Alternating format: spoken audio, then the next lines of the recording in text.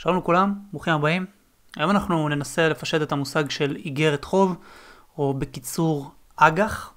אנחנו ננסה להבין מה זה, איך היא עובדת, מה משפיע עליה, ואיך היא משפיעה עלינו. אז בגדול, איגרת חוב היא מכשיר פיננסי שמאפשר לגופים גדולים לקחת הלוואות מהציבור.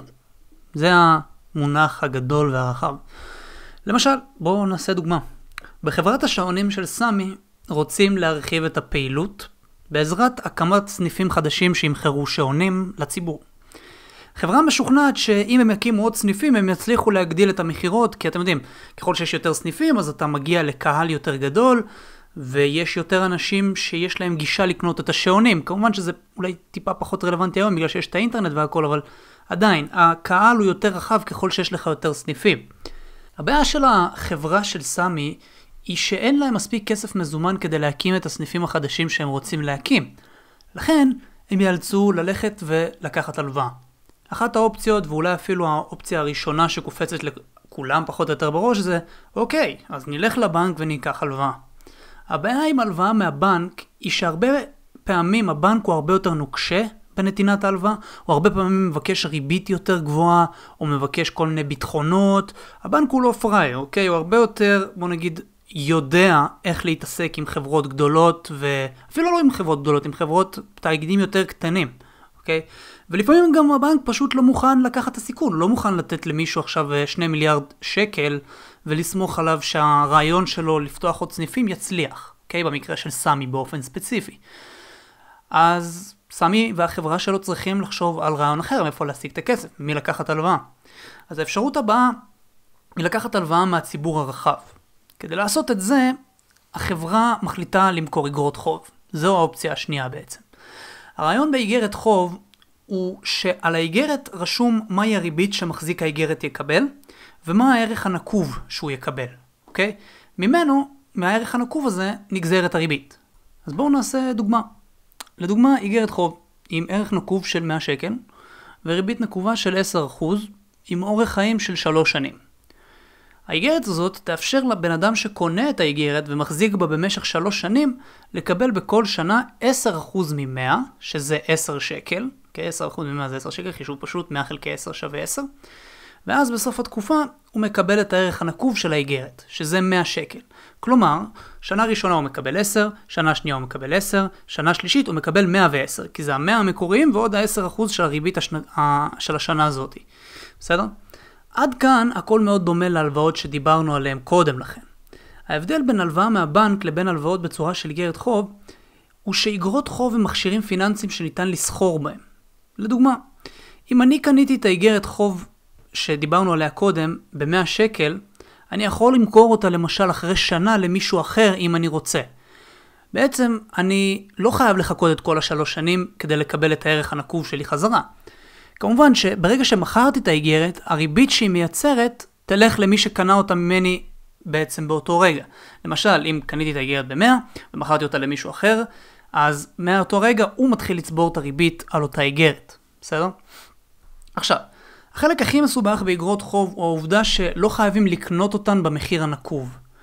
נשתמש בתור דוגמה באמת באותה איגרת חוב מקודם, ונניח שהשוק חושב שהחברה הזאת מסוכנת, ויש סיכוי שהיא עלולה להיכשל בתשלום הכסף למחזיקי האיגרת בעתיד.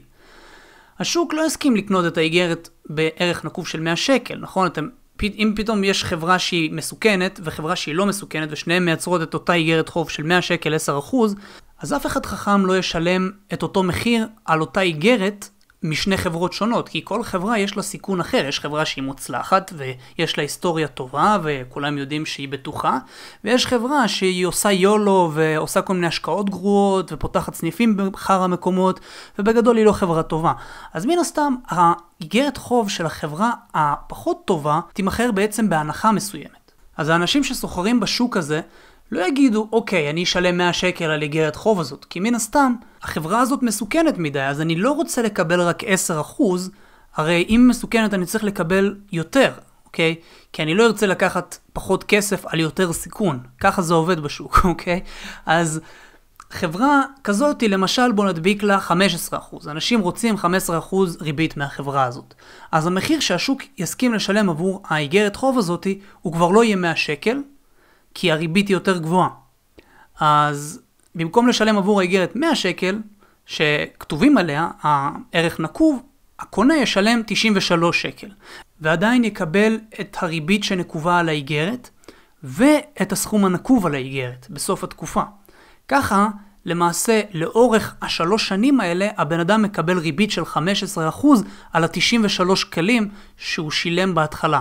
במקום לשלם 100 ולקבל 10%, שזה 10 שקל, הוא משלם 93 ומקבל 10 שקל. עכשיו 10 שקל מתוך 93, אולי זה לא 15%, אבל זה יותר מ-10%. 10 מתוך 93 זה בערך 11%, משהו כזה, אולי 11.5%. אבל באופן כללי, אתם רואים איך הריבית, ככל שהריבית יותר גבוהה, ככה המחיר של האיגרת חוב יורד. בסדר? זה מכניקה שלא חשוב במיוחד להבין אותה. זאת אומרת, זה כן טוב להבין אותה, אבל זה לא חשוב בשביל להבין מה אנחנו נדבר עליו בפרקים הבאים, למרות שזו מכניקה קצת מסובכת וקצת מורכבת, במיוחד כשמתחילים לדבר על לסחור באיגרות חוב האלה ולמכור אותם שוב ושוב ושוב, ואיך המחיר שלהם משתנה לאורך השנה, אבל זה כבר נושא קצת יותר מורכב שאנחנו לא ניכנס אליו היום. אני מקווה שהצלחתי להעביר לכם את הנושא הזה בצורה יחסית פשוטה, כי לי העבירו את הנושא הזה בצורה די גרועה ולקח לי די הרבה זמן להבין אותו.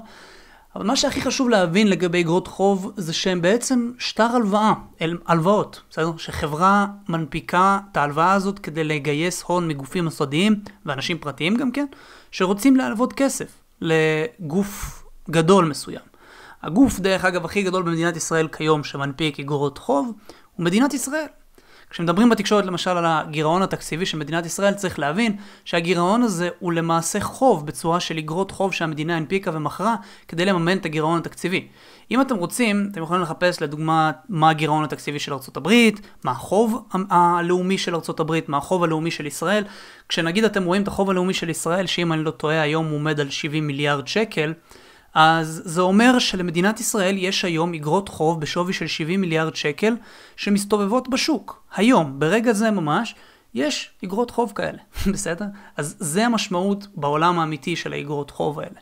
ספציפית של מדינת ישראל, כמובן יש גם גופים אחרים, חברות פרטיות וכל מיני גופים אחרים שמנפיקים, ככה שלא רק המדינה עושה את זה. חדי ההבחנה מביניכם גם הזכרו בפרק על איך הכסף נוצר כשדיברנו על זה, ויוכלו להגיע למסקנה מאוד מעניינת לגבי אחת ההשפעות של הגירעון התקציבי, ולהגיע למסקנה מאוד מאוד מעניינת לגבי ההשפעה של הגירעון התקציבי על ערך המטבע. אז תודה רבה שהייתם איתי בסרטון הזה, אני מקווה שנהנתם. אם קיבלתם פה מידע חדש, או הוא עזר לכם באיזושהי צורה, אז כמובן תרגישו חופשיים לשתף את זה עם אנשים שאתם חושבים שאולי זה יעניין אותם. תרשמו לערוץ שלי אם עדיין לא עשיתם את זה, וכמובן נתראה בפרק הבא. תודה רבה ויאללה ביי.